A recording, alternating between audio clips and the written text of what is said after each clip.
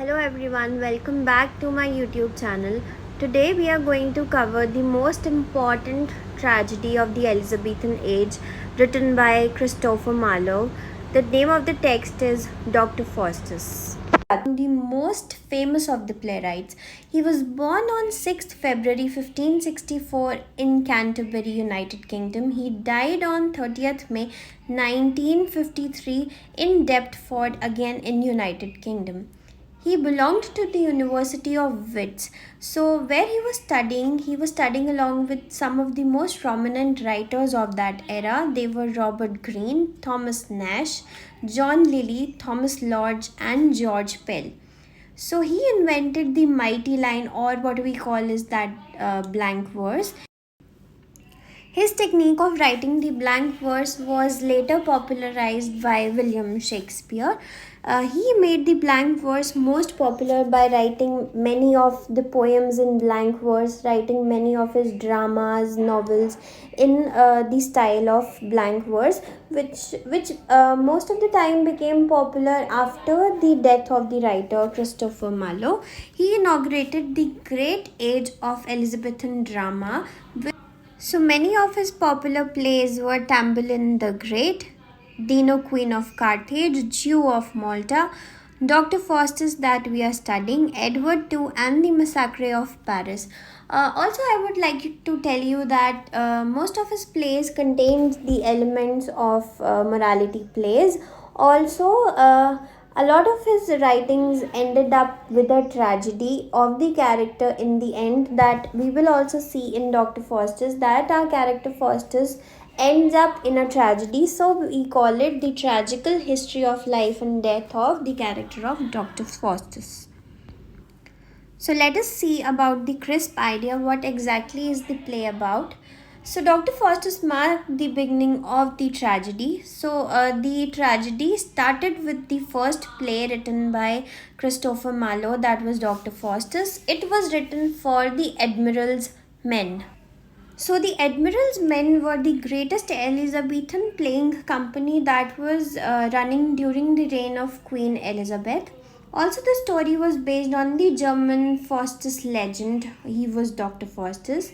So, this play, Dr. Faustus, has a lot of elements of morality play. We would study what morality play is in our next video. Also, the play is divided into 5 acts. I have mentioned 3 acts over here by mistake. So, just note down that it is 5 acts play. The name of the play is The Tragical History in Life and Death of Dr. Faustus. From the very name of the text, we get to know that it is something about the tragical history. एक character की life में जो tragedy होती है उसके बारे में, उसकी लाइफ, उसकी डेथ कैसे उस ट्रेजिकल हिस्ट्री पे बेस्ड थी, ये बताया गया है राइटर के थ्रू हमें, through the character of doctor Faustus. Now let us look at the characters of the play. I have not mentioned all the characters of the play, but I have just covered the main characters. So first, Dr. Faustus, Wagner, that is servant of Dr. Faustus, Good Angel, Bad Angel, Valdis and Cornelius, they are magician friends of Faustus. Lucifer, Mephistopheles, Beelzebub, Seven Deadly Sins, German Emperor, that is Charles V, we have already studied in the history of English literature, or Duke of Vanholt.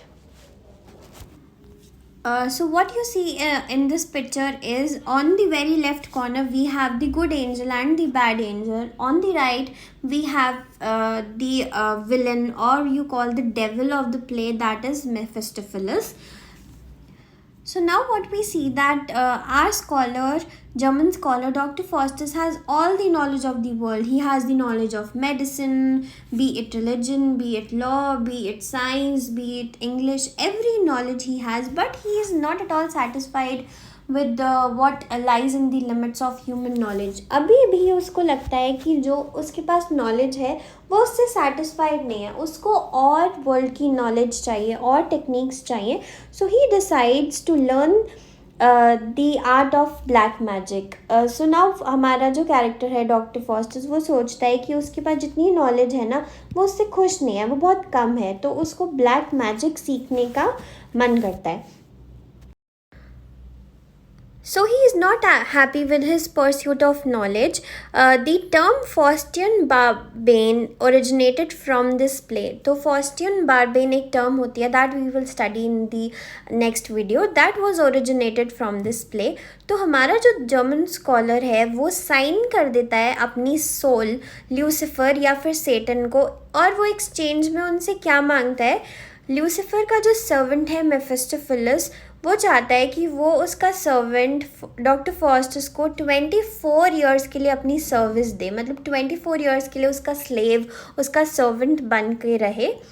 So for this he signs a pact with his own blood to Lucifer, ताकि वो उसके servant को अपनी service में 24 years के लिए रख सके. तो अभी जब डॉक्टर फॉस्टर सोच ही रहा होता है तो उसके सामने गुड और बैड एंजल आते हैं. तो गुड एंजल उसको कहता है, मना करता है कि ये जो तुमने आइडिया सोचा है ब्लैक मैजिक सीखने का और मेफिस्टोफिलस को अपना सर्वेंट बनाने का, तुम इसको मना कर दो, इसको रहने दो. और जबकि बैड एंजल उसके उस आइडिया को बहुत इनकरेज करता है. वो उसे कहता है कि नहीं, तुम्हें और नॉलेज सीखने को मिलेगा. वो उसको लालच देता है कि ब्लैक मैजिक से तुम बहुत कुछ कर सकते हो, तुम वर्ल्ड के किसी भी कोने में जा सकते हो, तुम किसी को भी कुछ भी बना सकते हो मैजिक से. जबकि गुड एंजल उसे वार्न करता है कि वो उसके लिए अच्छा नहीं है. He can be in trouble because of learning black magic and because of signing the pact to Lucifer. लेकिन डॉक्टर फॉस्टस किसी की नहीं सुनता है. He signs the pact. अब जो डॉक्टर फॉस्टस के मैजिशियन फ्रेंड्स होते हैं वॉल्डस और कॉर्नेलियस, वो उसको सिखाते हैं ब्लैक मैजिक की आर्ट. फॉस्टस जो होता है बहुत खुश हो जाता है और वो डेविल मेफिस्टोफिलस को अपने पास बुलाता है. और वो फिर मेफिस्टोफिलस उसे बोलता है कि मैं तब तक आपका सर्वेंट नहीं बन सकता हूँ जब तक मेरे पास सेटन या फिर ल्यूसिफर की परमिशन नहीं हो. और वो उसे कहता है कि आपको उस परमिशन के लिए मुझे एक बार ल्यूसिफर के पास जाने देना होगा, जिससे मैं उसकी परमिशन लेकर वापस आऊँगा. So Mephistopheles explains Faustus the story of Lucifer. अब मेफिस्टोफिलस क्या करता है, वो डॉक्टर फॉस्टस को ल्यूसिफर की एग्जैक्ट स्टोरी बताता है. So Lucifer is also a kind of a devil. So he says Lucifer was once favourite angel of God. अब वो उसे लालच देता है कि तुमको पता है क्या, ल्यूसिफर ना एक बार गॉड का बहुत ही फेवरेट एंजल था, but due to his acts of rebellion, जो उसने गलत चीज़ें करी, उसको गॉड ने हेल में फेंक दिया था. सो कहीं ना कहीं हम देख सकते हैं कि मेफिस्टोफिलस भी उसे वार्न कर रहा होता है कि उसकी बैड डीड्स के लिए, कि ल्यूसिफर ने जो भी गलत हरकतें करी, गॉड ने उसको हेल में फेंक दिया even after being his favourite angel. So Lucifer agrees to the offer. Mephistopheles returns with a pact that Faustus has to sign with his blood. अब मेफिस्टोफिलस वापस जाता है ल्यूसिफर के पास और वो एक पैक्ट लेके आता है जो फॉस्टस को साइन करना होता है अपने ओन ब्लड से. जब वो साइन कर रहा होता है तो उसको बहुत सारे साइंस मिलते हैं, that is good and bad angel आते हैं, उसे मना करते हैं. फॉस्टस साइन कर देता है पैक्ट जब अपने ब्लड से. As soon as he signs, तो उसको ना 2 वर्ड्स अपीयर करते हैं अपनी आइज़ के सामने, होमोफ्यूज. We have to remember this, होमोफ्यूज, दैट मीन्स ह्यूमन फ्लाई, मतलब ह्यूमन तो उड़ जा, यू फ्लाई, अपना फ्रीडम ले ले, because that what you are doing is not right. वो उसकी आर्म पे अपीयर करता है. लेकिन even after doubting his actions कि शायद मैं गलत कर रहा हूँ, डॉक्टर फॉस्टस क्या करता है, वो पैक्ट को साइन कर देता है. So Faustus again thinks it was a sign from God. वो उसको समझ आ रही होती है कि ये गॉड का कुछ साइन है, लेकिन उसके बाद भी वो उसको ध्यान नहीं देता. और उसके बाद मेफिस्टोफिलस उसको डिस्ट्रैक्ट कर देता है. वो बोलता है कि जब वो ब्लैक मैजिक सीख जाएगा तो वो उसके साथ बहुत सारे गिफ्ट्स ले सकता है और बहुत सारी मैजिक की बुक्स को पढ़ सकता है, क्योंकि अगर वो ब्लैक मैजिक सीखेगा तो वो कुछ भी कर सकता है, वो अपने सामने किसी भी चीज़ को ला सकता है. सो ही सेज उसको उससे बहुत सारे गिफ्ट्स मिल सकते हैं, और वो जो ब्लैक मैजिक सीखना चाहता है उसको बुक्स के थ्रू भी उसकी बहुत सारी नॉलेज मिल सकती है. So Mephistopheles answers all the questions of doctor Faustus. जब भी डॉक्टर फॉस्टस से कुछ भी पूछता है तो मेफिस्टोफिलस क्लियरली आंसर कर देता है. But then when Faustus asks him about the creation of universe, कि यूनिवर्स किसने बनाया, कि हमें यूनिवर्स किसने बनाया, तो डेविल अब उसको गॉड को तो नाम नहीं ले सकता क्योंकि ही इज़ अ डेविल। तो बिकॉज डेविल कांट टेक उसका नेम, तो वो डॉक्टर फॉस्टस को ना दूसरी दूसरी बातों में उलझा देता है। वो उससे बातें करने लग जाता है ल्यूसिफर के बारे में, बेल्ज़ेबब के बारे में, और 7 डेडली सिंस को वो बुला लेता है ताकि वो डॉक्टर फॉस्टस को एंटरटेन करे और उसका ध्यान यहाँ से चला जाए। फिर डॉक्टर फॉस्टस के पास थोड़ी सी मैजिकल पावर्स आ जाती है। When he gets all the magical powers, तो मेफिस्टोफेलिस क्या कहता है उसे कि मेरे को इतना पावरफुल बनना है कि मैं ना वर्ल्ड के किसी भी कोने में जा सकूं। So Faustus travels the world to display his magic tricks. He feels so powerful, so overwhelmed with the idea कि वो इतना खुश हो जाता है कि उसे याद नहीं रहता कि उसने कोई पैक्ट साइन किया था 24 ईयर्स का। He goes to the Pope's court in Rome. वो अपने मैजिक से ही इतने शॉर्ट स्पैन में पोप्स कोर्ट में चला जाता है, that is in Rome, the German emperor's court, and then to the court of duke of Vanholt. पहले वो जर्मन एम्परर की कोर्ट में जाता है, फिर वो ड्यूक ऑफ वैन हॉल्ट की कोर्ट में जाता है। वहाँ वो अपने मैजिक से बहुत सारी ट्रबल क्रिएट करता है। फिर उसको मेफिस्टोफेलिस आइडिया देता है कि क्यों नहीं तुम spirit of Helen of Troy को बुलाते, जो इम्प्रेस कर देगी स्कॉलर्स को। तो मेफिस्टोफेलिस ना बार बार जब भी डॉक्टर फॉस्टस के दिमाग में आता है ना that something is going wrong, उसको तरह तरह के पॉइंट्स पता चलते हैं या कुछ भी बात पता चलती है, वो मेफिस्टोफेलिस से बोलता है। तो मेफिस्टोफेलिस उसका ध्यान कभी 7 डेडली सिंस को बुला के उसको एंटरटेन करता है ताकि उसका ध्यान वहाँ से हट जाए। कभी वो ल्यूसिफर या बेल्ज़ेबब को बुलाता है। उसके बाद क्या होता है कि बिफोर फॉस्टस की डेथ से पहले 2 एंजल्स विजिट हिम। जब फॉस्टस को पता होता है कि अब उसका एंड आ चुका है, अब वो मरने वाला है, उसको रियलाइज़ होता है कि उसने कितनी बड़ी मिस्टेक कर दी।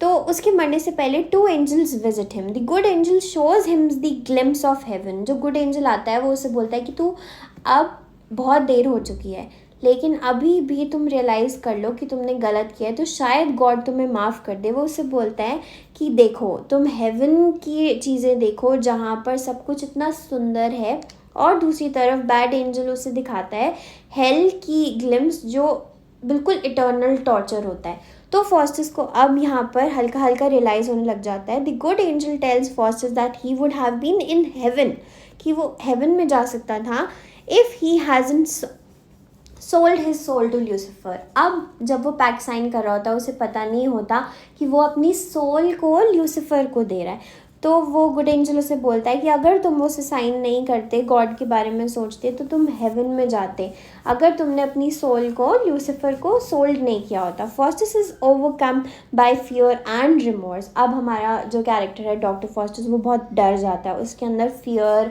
और रिग्रेट आता है कि उसने क्यों किया। अब वो गॉड से बेग करता है मर्सी, माफ़ी के लिए, but then it is too late. At midnight devils appear and carry his soul to hell. The scholars find the body of Faustus torn to pieces in the morning. They decide to hold a funeral for him. अब क्या होता है, हमारा जो character doctor Faustus है वो रात को सो रहा होता है, तब उसके सामने आते हैं डेविल्स, बहुत सारे डेविल्स जो उसकी सोल को ले जाते हैं, और अगले दिन जो हमारे राइटर्स होते हैं वो उसकी बॉडी टॉर्न इन पीसेस पाते हैं। तो हमें इससे क्या समझ आता है, but that we should not be greedy about anything. Doctor Faustus के पास बहुत सारा नॉलेज था, he had all the knowledge of the world, but उसे ब्लैक मैजिक सीखना था। उसने बिल्कुल नहीं देखा कि उसके लिए क्या हो जाएगा। What we see at the end that because of learning black magic, because of learning a lot of knowledge about black magic, our character doctor Faustus is damned to hell. उसको हेल में भेज देते हैं God. तो what we learn is that whatever we do, whatever our actions are, हम कुछ भी करते हैं वो हमें कहीं ना कहीं at the end या तो सही पॉइंट पर ले जाते हैं या तो गलत, या उनका आउटकम या तो सही हो सकता है या फिर गलत हो सकता है। Similarly our character doctor Faustus was damned to hell. अगर वो उस पैक्ट को साइन नहीं करता, जितनी उसकी नॉलेज थी, एक तो उसने 24 ईयर्स मेफिस्टोफेलिस को अपना सर्वेंट बना के सिर्फ मेफिस्टोफेलिस को अपना सर्वेंट बनाने के लिए, ताकि वो ब्लैक मैजिक उसको सिखा सके, डॉक्टर फॉस्टस ने एक तो अपनी लाइफ की एज को कम किया, ही रिड्यूस्ड हिज लिविंग ईयर्स। वो सिर्फ 24 ईयर्स जब तक मेफिस्टोफेलिस उसको सर्व करा था तब तक जी पाया। उसके बाद he died before it was exact time for him to go to God. तो लेकिन वो एट द एंड गॉड के पास नहीं गया। He was not sent to heaven but he was damned to hell. तो हमें क्या समझ आता है कि what we have we should be happy for that. हमें लालच नहीं करना चाहिए। एट द एंड वो शायद हमें ट्रेजिडी को लीड कर सके। So what we get through the title the tragical history of life and death of doctor Faustus, की हमें उसकी पूरी लाइफ के बारे में पता चला, उसकी डेथ कैसे हुई पता चला। एट द एंड उसकी डेथ एक ट्रेजिडी थी, that was he was sent to hell. So I hope you all have understood the summary of the play. We will cover the themes, the characteristics of morality play, the 7 deadly sins in the next video. So do not forget to subscribe my channel, and if you have any questions or query, you can mention them in the comment section. Thank you for watching my video. So I hope you all have liked my video. I've tried to make explanation very easier for you people. Please do not forget to like this video and to subscribe my channel if you haven't done that yet. Thank you for watching my video.